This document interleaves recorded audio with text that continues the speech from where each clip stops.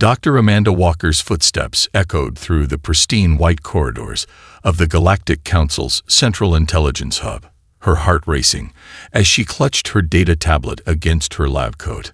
The Quantum Computing Center's security scanners bathed her in soft blue light, confirming her Level 7 clearance. She had exactly 43 minutes before the next system update would erase the anomaly she'd discovered. The Theoretical Species Analyzer, or TSA as they called it, was the pride of the Council's achievement, a hyper-advanced system designed to evaluate and categorize every known intelligent species in the galaxy. For 3 centuries, it had never made a mistake. Until now. Computer, display Earth Analysis Protocol 793, she commanded, her voice steady, despite her growing anxiety. The holographic display sprang to life, filling the chamber with swirling data streams of human activity, internet traffic, entertainment broadcasts, military communications, and social media feeds danced before her eyes. The TSA's conclusion floated in elegant script: species assessment, minimal threat level, classification, harmless dreamers, notable characteristics, excessive focus on fictional narratives, limited technological advancement, high entertainment consumption. Amanda ran her hand through her auburn hair, a nervous habit she'd never managed to break.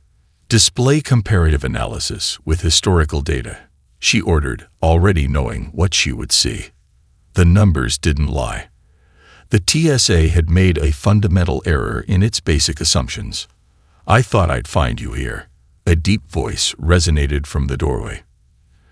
Director James Harrison stood there, his imposing frame silhouetted against the corridor lights. His expression was a mixture of amusement and concern. "The council meeting started 10 minutes ago." "Director, the assessment is wrong," Amanda said, not bothering with pleasantries. "Look at these patterns. Humans don't just consume entertainment. They use it. Every major technological advancement in their history was preceded by similar concepts in their fiction. It's not random." Harrison sighed, walking over to examine the displays. "Dr. Walker, you're one of our best analysts, but you're seeing shadows where there are none. The TSA's assessment is clear. Humans spend more time dreaming than doing. They're no threat to galactic stability." "But that's just it," Amanda insisted, pulling up a new data set. "Their fiction isn't mere entertainment. Look at this. 20 years ago, they wrote stories about personal digital assistants. Now they have them. 30 years ago, they imagined touchscreens. Now they're ubiquitous. Their entertainment is a testing ground for future reality." Harrison's expression hardened. "The Council has already voted to accept the TSA's assessment. Earth will be classified as a low-priority observation target. End of discussion." "We're making a mistake," Amanda said, her voice rising with frustration. "Their rate of advancement is accelerating. They've gone from basic flight to space exploration in less than a century. No other species has ever." "Enough." Harrison's voice echoed off the chamber walls. "The TSA has never been wrong.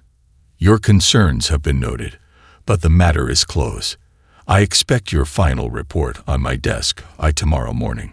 As Harrison's footsteps faded away, Amanda turned back to the displays. She watched as another stream of human entertainment data flowed past. Stories of faster-than-light travel, energy shields, and technology that defied the laws of physics. To the TSA, these were simply fantasies. But Amanda saw something different. She saw blueprints for the future. In the main council chamber, celebrations were already underway. The news that Earth posed no threat had been met with relief and even some amusement. Council members shared jokes about the curious species that spent so much time living in imaginary worlds. But in her quiet chamber, surrounded by the evidence only she seemed to see, Dr. Amanda Walker made a decision. She would continue her research, official orders or not. because something in her gut told her that the galaxy's greatest misconception wasn't about human technology or their military capabilities. It was about the power of human imagination itself. Mining Operation Chief Michael Reynolds stared at his command console in disbelief. The quantum-enhanced drilling equipment, worth more credits than he'd see in 10 lifetimes, had just failed spectacularly. The precious mineral deposits in this section of the Kuiper Belt were now frustratingly out of reach. Status report. He barked into the ship's communication system, his purple-tinted skin darkening with stress. The Mysteri Mining Corporation expected results, not excuses. Sir, his second-in-command responded, our primary systems are down. The quantum calibration is... Wait. There was a long pause. Sir, you need to see this. Reynolds activated the external viewport, and his 4 hearts nearly stopped. 3 ships were approaching their position, but they weren't the sleek, standardized vessels of the Galactic Council. These were bulky, asymmetrical, and seemed to be held together by... Was that adhesive tape? Impossible, he muttered. According to the Council's database, the only sentient species in this sector was humans? Out here.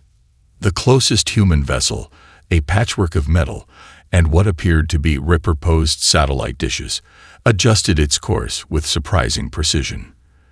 Their communication system crackled to life. Mysteri vessel, this is Captain Sandra Thompson of the Earth Mining Federation ship Lucky Break. Notice you're having some trouble with your equipment. Need a hand? Reynolds exchanged bewildered looks with his crew.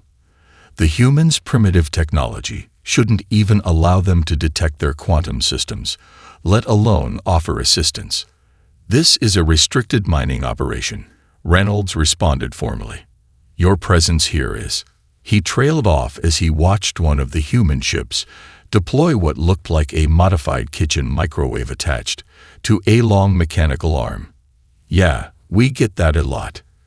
Captain Thompson's voice carried a note of amusement. But your quantum drill's harmonic resonance is off by about 0.3%. Creates a nasty feedback loop in these mineral deposits. We had the same problem last month. Before Reynolds could process this impossibility, the humans had already begun their work. Their crude tools, a combination of makeshift sensors, repurposed Earth technology, and what one crew member swore was an ancient gaming console, somehow diagnosed and corrected the quantum fluctuations that had stumped their advanced systems. There you go, Thompson's voice came through again. Should work better now. We reinforced the quantum field with a modification we learned from an old science fiction show. Funny how those old writers sometimes got things right, isn't they? Reynolds watched in stunned silence as his equipment readings returned to normal. Better than normal. Actually, the efficiency ratings were higher than factory specifications. Later that evening, in his private quarters, Reynolds composed his report to the Council.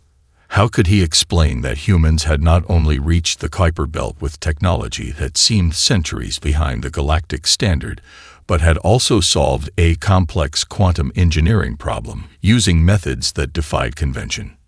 His communication panel chimed. A priority message from Dr. Amanda Walker at Central Intelligence. He'd never heard of her, but the message was brief and urgent. Tell me everything about your encounter.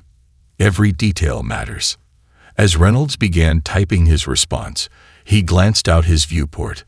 The human ships were still visible in the distance, their makeshift modifications glinting in the starlight. They were singing something over the open communications channel, an old Earth song about gold rush miners from centuries ago. He added a personal note to his report. They're not just making do with primitive technology. They're rewriting the rules of what's possible with it. And they're doing it with a smile and a song, as if bending the laws of physics is just another day at work. In the Central Intelligence Hub, Dr. Walker would add this report to her growing collection of evidence. The TSA had made its second critical error. It had assumed that technological advancement could only follow one path. The humans, it seemed, hadn't gotten that message.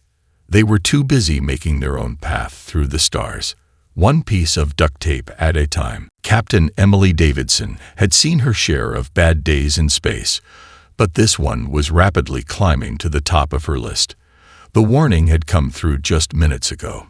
The largest solar storm in recorded galactic history was bearing down on their section of space, and the Second Chance was the only vessel within range of 3 Council observation posts. "Give me numbers, Rachel," she called to her science officer, her eyes fixed on the approaching wall of solar energy that lit up their view screen like a burning curtain. "Not good, Cap," Rachel Martinez replied, her fingers dancing across her jury-rigged console, a combination of standard mining equipment and what used to be her brother's gaming computer. "The storm's magnetic field is off the charts. Council post shields won't hold for more than 20 minutes. Emily ran her hand along the worn arm of her captain's chair, a habit she'd picked up from her grandfather. The old man had been obsessed with classic science fiction, had practically raised her on tales of impossible rescues and last-minute solutions. How many people on those posts? 37 scientists and support staff. Council evacuation protocols say it's impossible to reach them in time. Rachel paused. They're being advised to accept their fate with dignity. Emily snorted. Yeah, that's not happening. Remember that old show Grandpa used to make me watch? The one with the impossible space rescue. A slow smile spread across Rachel's face. You're not serious. Mason. Emily called to her engineer. You still got that experimental shield modulator you've been tinkering with. Mason Phillips poked his head out from behind a panel, his face smudged with grease. The one based on that video game boss fight. It's not exactly tested, Cap. Well, today's the day. Rachel, get me through to those posts. Mason, I need that modulator ready in 10 minutes, and somebody find me the biggest speakers we got on board. The Council scientists watched in disbelief as the human mining vessel approached their position, blasting what they would later learn was something called the Final Countdown at full volume across all communication channels. The ship's shields were flickering with an impossible pattern, creating what looked like a tunnel through the solar storm. This is Captain Davidson of the Second Chance. Emily's voice cut through the music. We're going to try something really stupid. When I give the word, drop your shields and prepare for emergency transport. The lead scientist, Dr. Venn, found his voice. That's impossible. The magnetic interference. Yeah, it'll scramble standard transporters. Emily cut him off. Good thing we don't have those. Mason, you ready? Shield modulators online, Cap. The game physics were right. If we pulse the shields at the same frequency as the solar wind, we can create a stable corridor. Dr. Walker, monitoring the situation from Central Intelligence, watched in amazement as the human vessel did the impossible. Using a combination of their mining ship's tractor beams, a shield design inspired by a video game, and what appeared to be a makeshift sound system, they created a safe passage through the storm. One by one, the council posts were evacuated. The scientists found themselves crammed into the mining ship's cargo hold, surrounded by mining equipment and what appeared to be movie posters. Welcome aboard, Emily announced over the ship's intercom as they clear the storm's edge. Sorry about the tight quarters. We weren't exactly expecting company, but Grandpa always said a good captain's ready for anything. Later, during the official debrief, Dr. Venn would struggle to explain how a human mining vessel had succeeded where council emergency protocols had failed. They used methods that should not work, he reported. Their shield design was based on entertainment media. Their rescue strategy came from something called classic sci-fi. They even claimed the music helped synchronize the shield harmonics, though I suspect that was just for their own amusement. In her office, Dr. Walker added this incident to her growing file. The pattern was becoming clearer. Humans didn't just imagine solutions, they made them work through sheer determination and a complete disregard for what should be impossible. The Council's assessment of human entertainment as a weakness was looking more short-sighted by the day. TSA analyst Robert Thompson had been staring at his holoscreen for so long that his eyes burned. Something about the data didn't add up, and it was driving him crazy. The timestamps on human technological advancement showed a pattern that the system kept dismissing as coincidence. Computer, display Cultural Archive reference Earth 798, he commanded, taking another sip of his sixth stimulant drink. The holographic display shifted, showing a collection of what humans called science fiction from their mid-20th century. Cross-reference with current human technology patents, last 5 years. The results made him choke on his drink. "Dr. Walker," he called, not taking his eyes off the display. "You need to see this." Amanda Walker had been spending more time in the analysis department since the solar storm incident. She hurried over, her own research tablet clutched in her hand. "What did you find?" "Look at this," Robert said, highlighting a series of correlations. 50 years ago, humans wrote stories about handheld communication devices with visual displays. 30 years ago, they made it reality. 20 years ago, they imagined neural interfaces. Last month, a human teenager won their science fair with a primitive but working version. Amanda leaned in, her eyes widening. The TSA categorized all their predictive fiction as fantasy because it wasn't based on existing science, Robert finished. But that's just it. Humans don't seem to care what's scientifically possible. They imagine it first, then figure out how to make it work later. Their conversation was interrupted by an urgent alert. A small research station in the Proxima Centauri system was reporting an unprecedented discovery. A human child had just solved a problem that had puzzled council engineers for over a century. "Play the report," Amanda ordered. The holographic display showed a flustered council scientist standing next to a beaming human girl, no more than 12 years old. Behind them was what appeared to be a school science project. "As you can see," the scientist was saying, "young Miss Sarah Cooper has accidentally developed a working model of quantum wave harmonization. When asked how she conceived this solution, she claimed it was based on, I apologize if this sounds absurd, a popular entertainment game called Melody Maker." Robert and Amanda watched as Sarah demonstrated her project, a crude but undeniably functional device that could stabilize quantum fluctuations through sound wave manipulation. The principle was so elementary that the council's top minds had overlooked it for decades.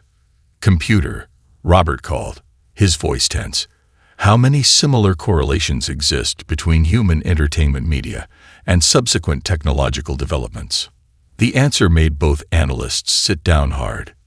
"Thousands," the computer responded. "And the time gap between fiction and reality is decreasing at an exponential rate."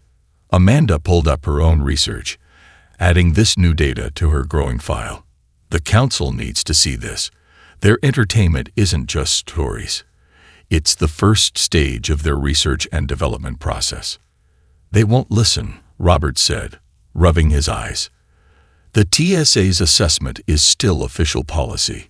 Even with the mining incident and the solar storm rescue, they're dismissing these as isolated events." "Then we need more proof," Amanda said, already formulating a plan. "We need to show them that this isn't just a pattern. It's the key to understanding humanity's true potential." As if to emphasize her point, another alert flashed across their screens. A human university student had just published a paper theorizing a new approach to faster-than-light travel, based on something called Star Trek. The council would dismiss it as another example of human fantasy, but Amanda and Robert could already see the equations hidden in the student's work, equations that just might change everything. In the background, their screens continued to fill with new data, each entry adding to the mounting evidence that humanity's greatest strength wasn't their technology or their resources. It was their ability to dream up the impossible and then make it real. The council chamber had never been so silent.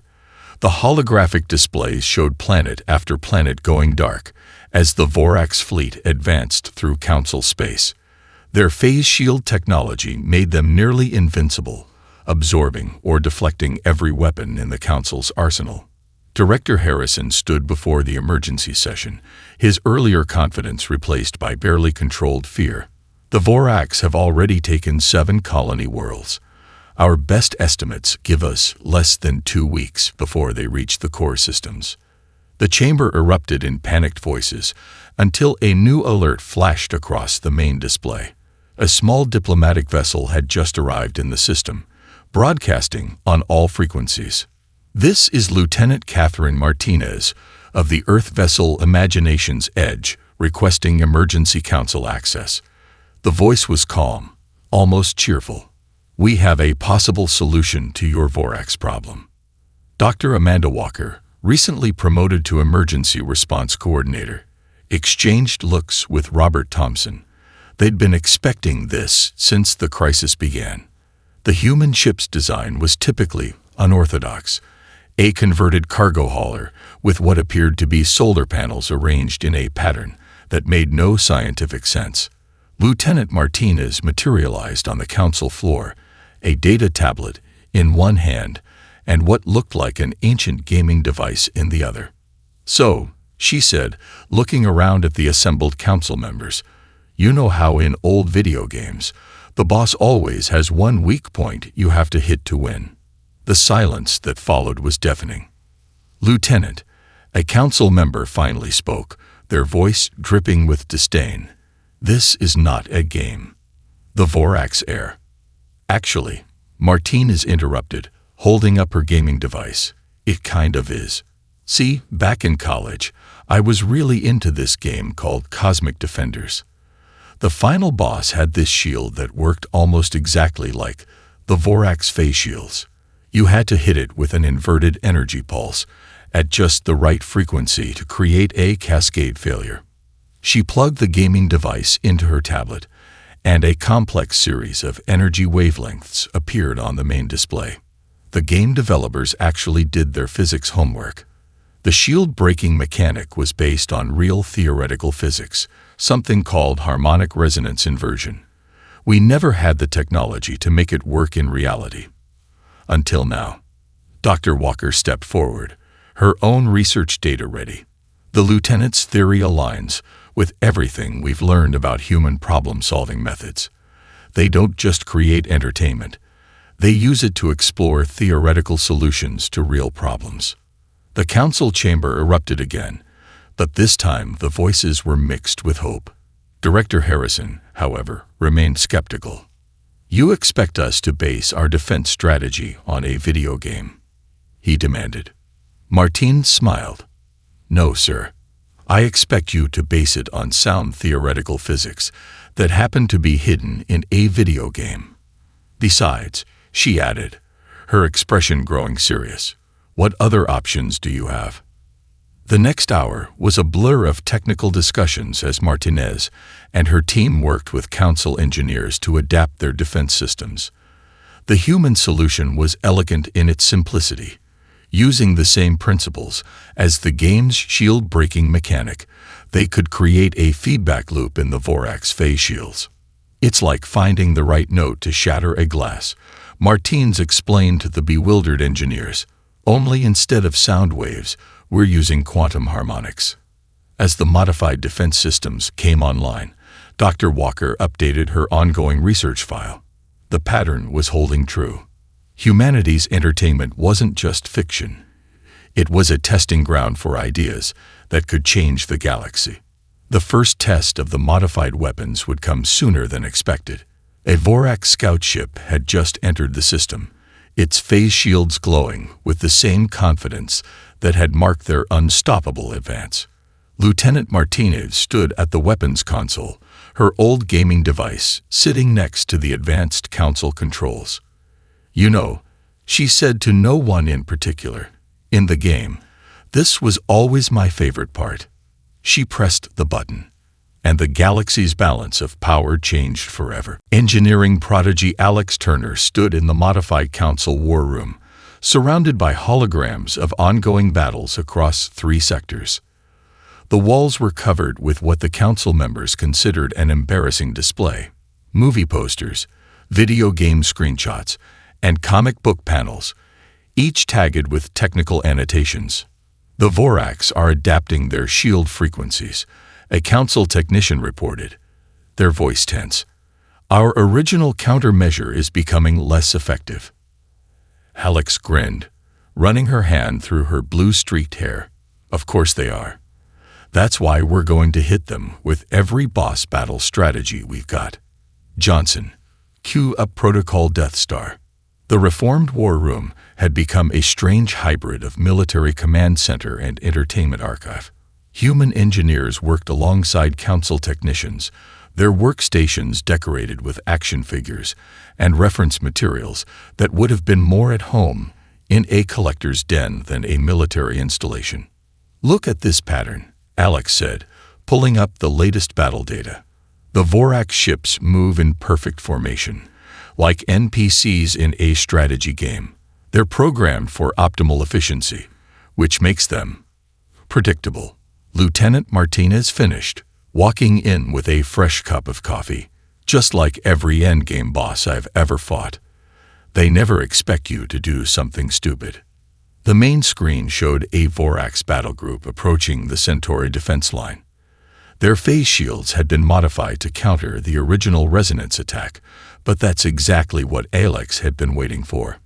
Launch Operation Rainbow Road, she commanded, named after what she called the most infuriating racing game track ever created.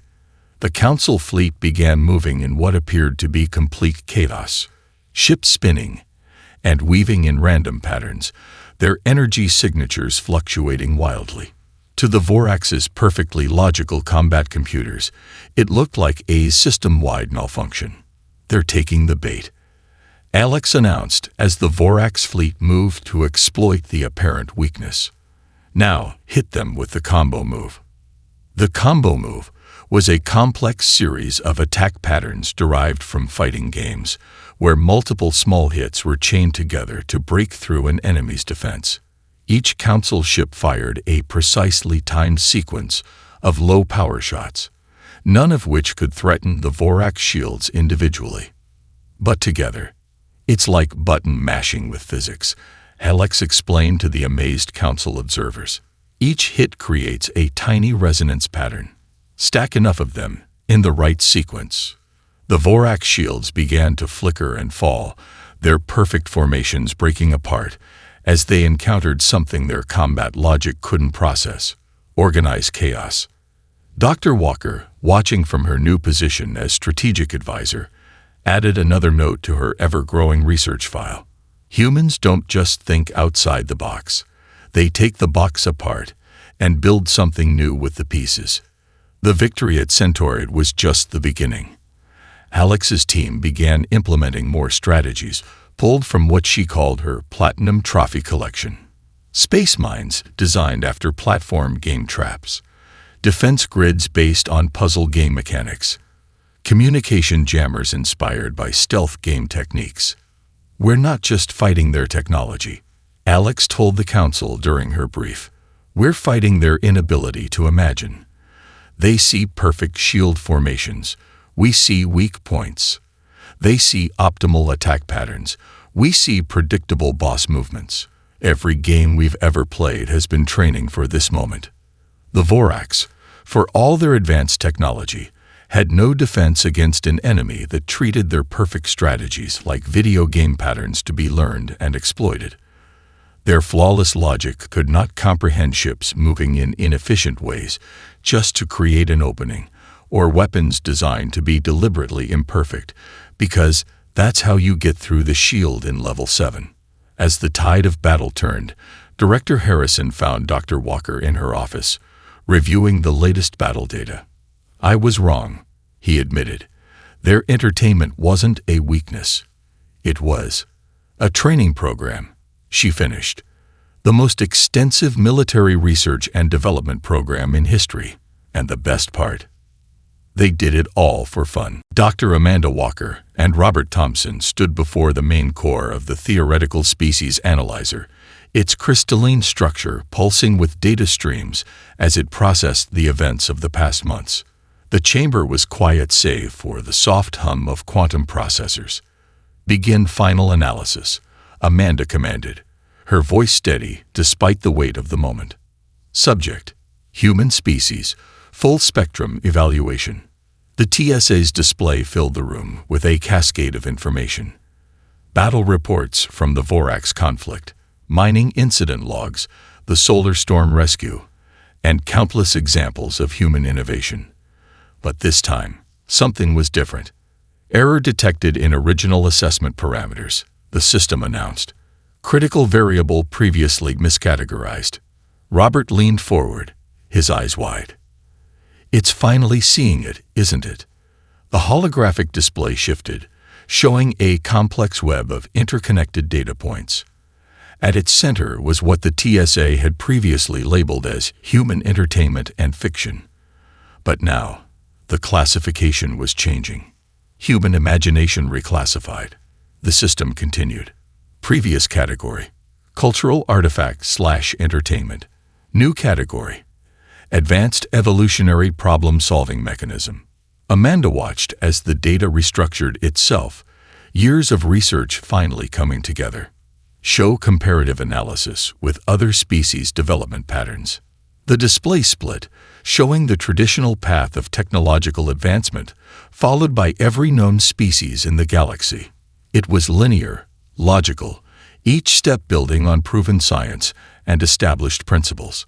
Beside it, the human path looked like a wild scribble, jumping forward and backward, ignoring prerequisites, breaking supposed rules. Species typically advance by building upon existing knowledge. The TSA explained, humans advance by imagining the impossible first, then forcing reality to comply. Robert pulled up the latest data from the Vorax conflict. "Look at this. Every major victory came from something they dreamed up long before they had the technology to make it work. They've been preparing for these challenges without even knowing it." "It's more than that," Amanda said, her voice filled with wonder. "Their entertainment isn't just stories or games. It's a vast database of potential solutions, constantly being updated and refined. Every time they tell a story or play a game, they're actually running simulations," the TSA completed. Human fiction serves as a primitive but effective quantum probability calculator. They explore countless potential futures through their entertainment, subconsciously preparing solutions for problems they haven't yet encountered. The analysis continued, revealing pattern after pattern. How human children's games developed problem-solving skills that adults would later use in crisis situations. How their stories acted as templates for future innovations. How their seemingly chaotic approach to technology actually allowed them to skip over what other species considered required steps. Final threat assessment update. The TSA announced, humans are not dangerous because of their current technology or military capabilities. They are dangerous because they can imagine any future they desire, and they possess the determination to make it real. Amanda added her own note to the final report. The Council's greatest mistake was believing that imagination and reality were separate things. To humans, imagination is simply reality that hasn't happened yet. As if to emphasize the point, a new alert flashed across their screens. A human research team had just submitted a proposal for faster-than-light communication, based on a concept from what they called a children's cartoon show. The TSA's processing cores hummed as they analyzed the proposal. Probability of successful implementation based on current technology, 0.02%. Probability of humans achieving it anyway, 98.7%. Robert couldn't help but laugh. They're going to turn the galaxy upside down, aren't they? No, Amanda said, a smile playing at her lips. They're going to reimagine it. And then they're going to make that imagination real. Because that's what humans do. They dream the impossible. And then they make it happen. The TSA's final assessment glowed on the screen. Human imagination. The most powerful force for change in the known galaxy. The Galactic Council's central education hub gleamed in the light of three suns, its crystal spires now adorned with colorful murals depicting scenes from human stories. Director Amanda Walker, her hair now streaked with silver, walked through the main hall with a sense of pride she'd never quite gotten used to. Director Walker. A young Mysteri student called out, their purple skin flushed with excitement. Did you really know the humans who first showed us the power of imagination? Amanda smiled, remembering Captain Davidson's daring rescue, Alex Turner's gaming-inspired battle strategies, and Lieutenant Martinez's video game solution. I did. And now I get to watch as the next generation takes those lessons even further.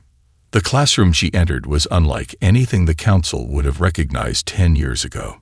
Young aliens of various species sat together, their desks equipped with both advanced quantum computers and what looked like gaming consoles. On the walls, scientific formula mixed with scenes from human movies and comics.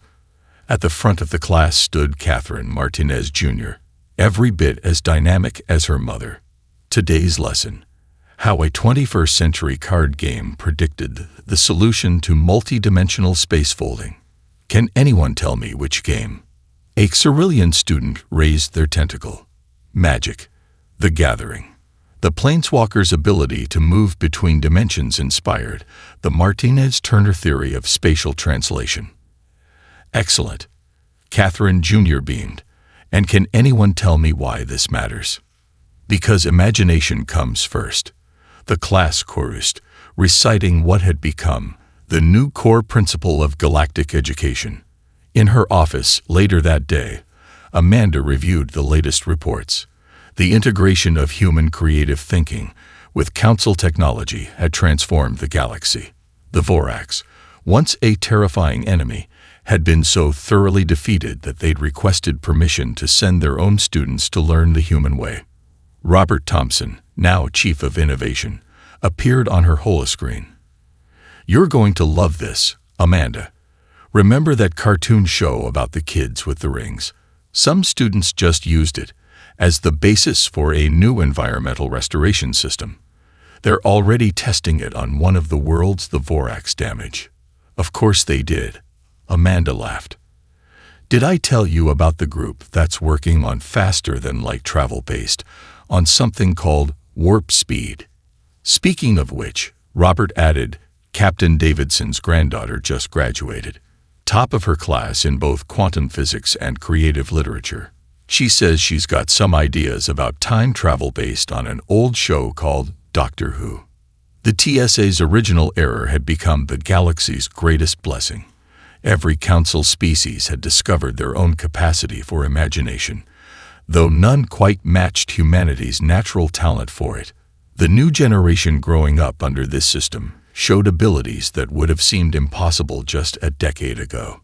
Amanda walked to the window, looking out at the students in the courtyard below.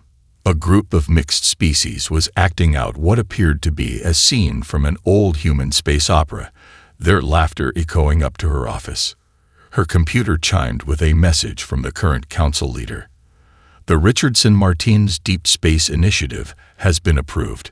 We're really going to let children's entertainment guide our next wave of exploration, aren't we? Why not? She typed back. It worked pretty well, the first time. Later that evening, as the three suns set, Amanda found herself in the hub's library. The old Council would never have allowed such a mix of scientific journals and human fiction, but now it was considered essential reading. A young human girl sat cross-legged in a corner, reading an ancient comic book to an entranced group of alien children. And then, the girl was saying, they built a machine that could talk to the stars. That's impossible. One of the alien children gasped. "That's the point," the girl grinned. "We're going to figure out how to do it anyway." Amanda smiled, remembering her own journey from skeptical analyst to champion of human imagination. The galaxy had finally learned what she'd discovered all those years ago. The most powerful force in the universe wasn't technology or weapons or even knowledge. It was the ability to dream of something better, and the determination to make those dreams real.